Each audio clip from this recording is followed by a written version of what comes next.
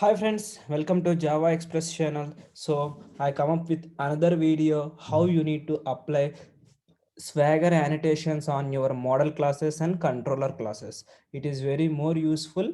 Why? Because while creating your Pojo classes is nothing but model classes, you need to provide the description of each field.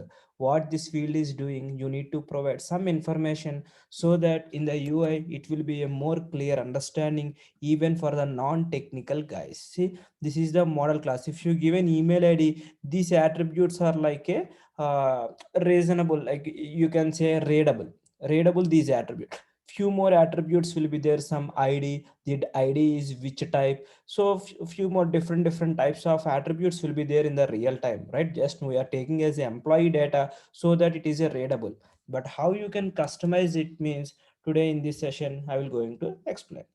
Okay, if you see the Swagger annotation for the model classes, the first one you need to apply at the rate API model. If you see, I'm talking about the model package, so they mention as at the rate API model. Just you need to provide the description what it is doing, all details about the employee, maybe all attributes related information you can choose it. And we have a fields, right? At the rate API model property, so you can provide auto generated id required equal to. That means this is a mandatory attribute, right? This attribute will be a auto generated. If it is a auto generated, you no need to provide as a input, right? So you can make it as a false. So just will apply these annotation in our project. So let me open a different project. Just I'm copying this project and again paste it here to change with what I can do, Swagger annotations. Just I'm applying Swagger annotations. Okay, in this project all information is available till now. Whatever I develop, everything is available. Where is our package? This is a model package. Click here. Okay, so which is the first one I need to apply? So at the rate API model. Let me apply where it is at the rate API model. Okay, here you need to provide the description. What description? You can say all attributes of employee data. Just I'm giving. Okay, and you want to provide for the id. What I can do? At the rate API model property. Here you can provide as a notes. What you can say? Auto generated id. You can say auto generated id. And if you need, here you can pass as required equal to tree. See, read only required to three attributes we have. Okay, so let me keep it there. Just same thing, just I can apply here. Yes, what I can do here, first name should have, you can write that logic here, should have at least two characters. Just I'm writing some. And here what I can do, you can make it required equal to true. Just I'm providing true. Okay, I hope you guys are clear about this one. Just copy and make it here, and instead of last name, here what I make it required equal to false, I will keep it as a false. Okay, I hope you guys are clear. Now application is ready. Just go there and refresh it here. Now go for model class, click on employee. See, description of your employee, and here first name should have at least. See, while giving the post request, he can check it out your schema. Now if you see the model, okay, this is example value, this is our model. That model will be happen. See, the first name should have at least two characters so that you can provide input. Id is not a mandatory, you can remove it. Here what I can do, see here id not required, just you can remove. What are the attributes are required, you can choose and you can execute the step. Maybe something 400 bad request, you can ignore those things now. Just to need to understand how I'm customizing your model classes. I hope you guys are clear. Now how I need to create about this part, get employees. If you see here, get all employees, create employee, update employee, delete employee. Whatever method name I given, same method is displaying here. If you try to see here, let me go there, open the controller package.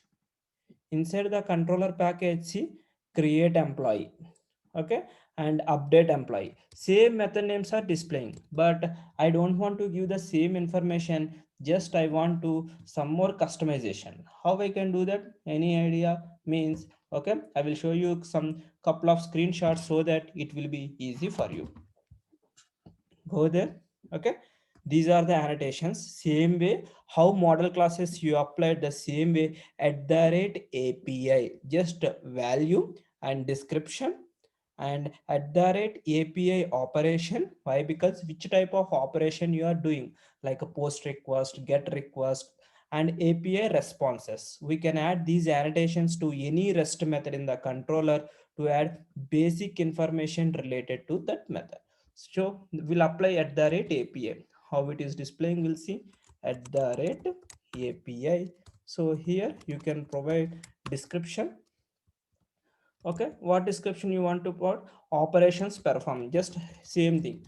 Operations performing on employee project. If you see here, this is deprecated.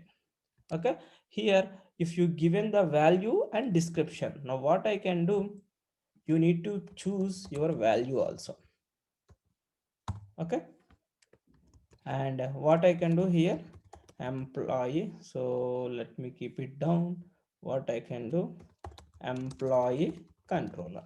Okay, value, this is the above. Now you need to apply the operations, right? Then which operation you are applying? At the rate API operation.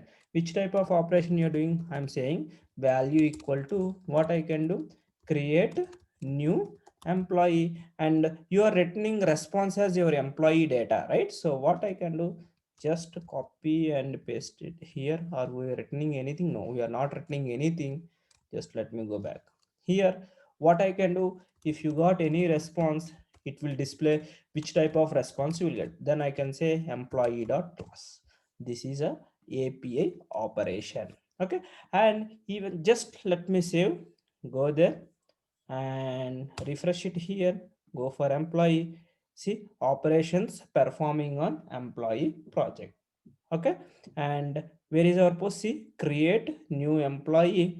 If you go there, see, responses, you are able to see what it is giving. 200, okay, 201 created another, but still I want to customize these status codes, 201, 401, 403. How I can do that? Means, try to see, instead of create new employee, create new record in DB, just to know, to get the difference how it is displaying. Where is here? See, create new record in DB. Hope you guys are clear. Just I want to add one more annotation. Okay, at the rate API responses.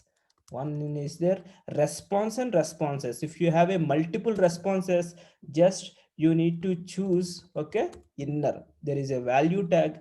Inside the value tag, I can apply few more things. See, at the rate API response. Okay, inside the response I need to provide the code, which code you want to give and which message you want to provide, so that now complete. Okay, see, what code you want? I want to give 200. When 200 get, what I want to get the message, successfully retrieved from database. Just I want to give this information, that's it. Okay, this is not a string, right? So this is a code. Yeah, this is clear. Now what I can do, just copy, comma base. Okay, paste. What I can do, just comma and comma here. Which type of codes you want to apply? 401. Okay, 403, 404. Okay, if it is a 404, what we can say, you are not authorized. Okay, not authorized to view the resource. Just I'm giving some message. If it is a 403, accessing resource is forbidden. That is a status code, right? Accessing resources forbidden. 404 means URL itself resource is wrong. You can say resource you are trying to reach is not found. That's it. All annotations are completed. Just go there and refresh it here. You can see create new record in DB. See 201 created, 401 you are not authorized, accessing resource, status codes. So this is the way customization of your okay in Spring Boot application. Okay, if you like this video, please subscribe our channel and hit on bell icon. Thank you guys. We'll catch up in next tutorial.